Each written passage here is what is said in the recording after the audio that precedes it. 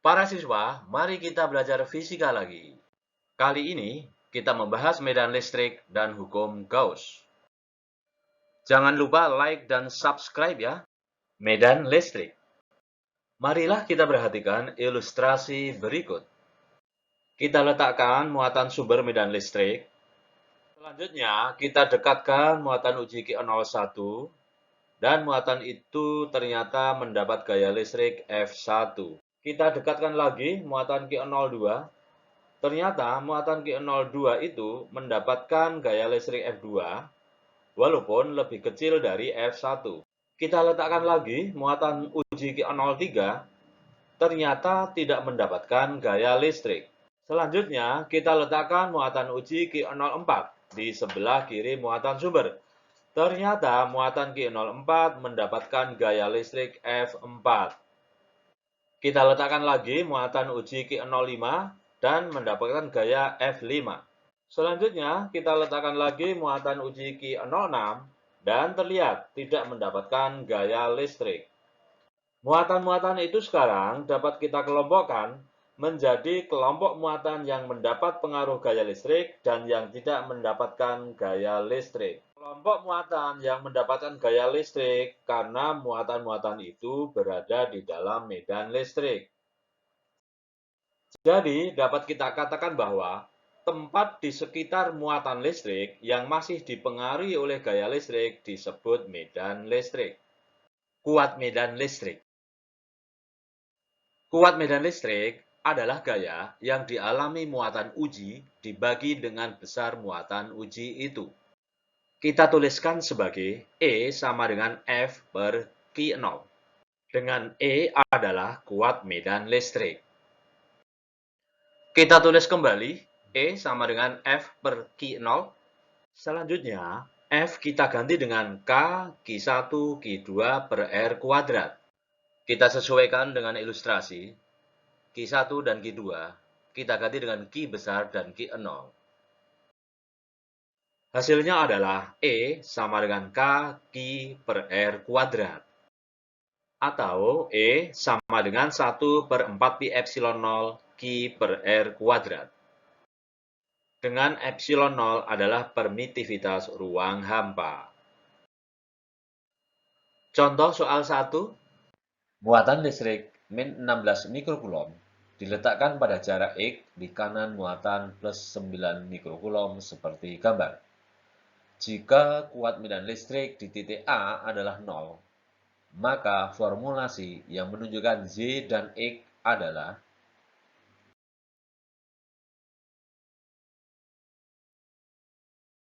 kita tampilkan gambarnya. R1 sama dengan Y, sedangkan R2 sama dengan Z plus X. Kuat medan listrik di titik A sama dengan 0 dapat diartikan kuat medan listrik yang disebabkan muatan plus 9 mikrokulom besarnya sama dengan yang disebabkan oleh muatan min 16 mikrokulom. Kita tulis sebagai E1 sama dengan E2. Kita ganti E dengan K Q per R kuadrat. K di ruas kiri dan ruas kanan kita hilangkan.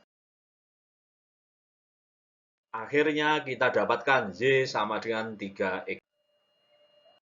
Contoh soal 2. Perhatikan gambar berikut. Kuat medan listrik di titik P sama dengan 0. Maka,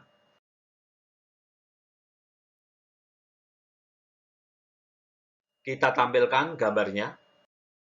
Dari gambar terlihat bahwa R1 sama dengan 6 cm.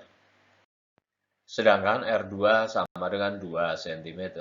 Kuat medan listrik di titik P sama dengan 0 dapat diartikan besar kuat medan listrik yang disebabkan oleh muatan Q1 sama dengan yang disebabkan oleh muatan Q2. Kita tulis sebagai E1 sama dengan E2. Kita ganti E dengan K Q per R kuadrat. Akhirnya kita dapatkan Q1 sama dengan 9 Q2. Contoh soal 3. Perhatikan gambar Q1 dan Q2 di bawah ini. Besar X Agar kuat medan listrik di titik P sama dengan 0 adalah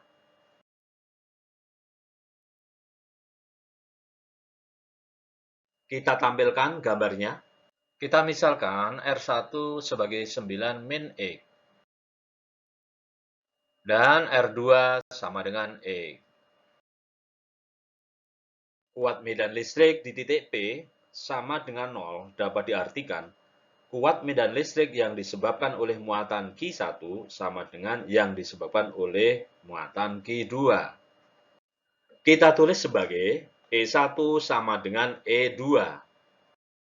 Kita ganti E dengan K Q per R kuadrat. Selanjutnya, K di masing-masing ruas kita hilangkan dan data-data kita masukkan dalam persamaan. Akhirnya, kita dapatkan X sama dengan 6 cm. Mudah kan? Untuk memvisualisasikan medan listrik dapat dilakukan dengan menggambarkan serangkaian garis berarah yang disebut garis-garis medan listrik atau garis-garis gaya listrik. Di sekitar muatan positif, garis-garis medan listrik mengarah keluar. Sedangkan di sekitar muatan negatif mengarah ke dalam. Berikut ini visualisasi garis-garis medan listrik di sekitar dua muatan positif dan negatif yang berdekatan. Selanjutnya, visualisasi garis-garis medan listrik di sekitar dua muatan positif yang berdekatan.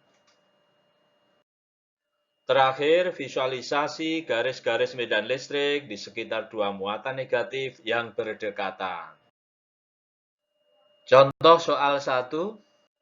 Apabila dalam suatu ruang terdapat dua buah benda bermuatan listrik yang sama besar, garis-garis gaya listrik yang benar adalah... Jawabannya adalah A. Contoh soal 2. Diagram garis-garis gaya antara dua muatan listrik yang benar adalah...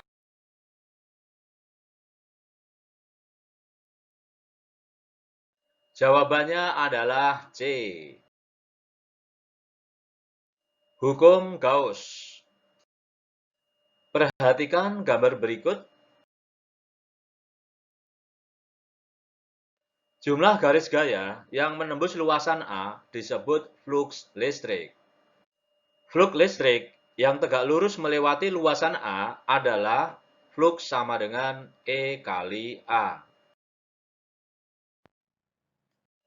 Pada permukaan tertutup, misalnya bola, flux total yang melewati permukaan tertutup tersebut adalah flux net sama dengan 4 pi K Q. Hukum Gauss menyatakan, pada permukaan tertutup, flux total yang menembus permukaan ini adalah 4 pi K kali muatan total di dalam permukaan tersebut.